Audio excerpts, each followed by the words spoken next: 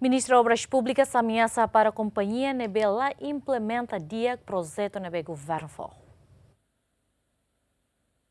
Projeto ser nebe mas ir lá atividade, a futura decisão de para cancelar. Basicamente, Ministru Obras Públicas Samuel Marçal Rateten, companhia Sira nebe Governu fofier o implementa projeto de infraestrutura Sira e a território nacional, nebela implementa o dia que não abandona projeto, Governu se hapara o de halo fali tenderização fomba companhia selo. Samuel atou questão ne relaciona com a companhia local Cartini nebe lá da finaliza projeto de reabilitação na estrada rural e a rembor município Manatutu, mas que projeto refere lá quase tinan hatona. E há problemas veio ao foi ainda down tinang kotu ao bolo na companhia serototo passe sede maka halo serviço abandona la coi halo ita cancela se cancela te hoto para bele for oportunidade ba é maselo belcar negala sala me assine hela contrato ba ane centavo horokela la halo serviço lá se tirane se fat noto e timor laran tomat.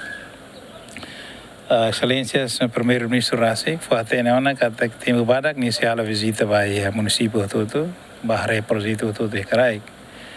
Então vamos orientar a tecnologia a tubar, halo identifica projeto ser na vez mas ir lá a atividade, a futura decisão de para cancelar, depois for falar, halo processo retender falar para for companhia bal na vez mas a vontade de serviço, negala.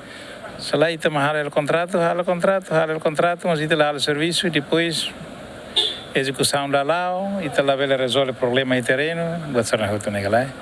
Na vez for na instrução ba equipa técnica e a município todo para tu identifica obra ser na vez mas lá atividades cancela te hotu, depois itu vai refale a solução será mas itu vai resolver problema serna. Foi na laje comunidade e arembor o governo até foi chamada para a companhia Cartini a acelerar a reabilitação na estrada rural onde ele facilita a comunidade atual o movimento. Agostinho da Costa, Simão Ximenes, GMN.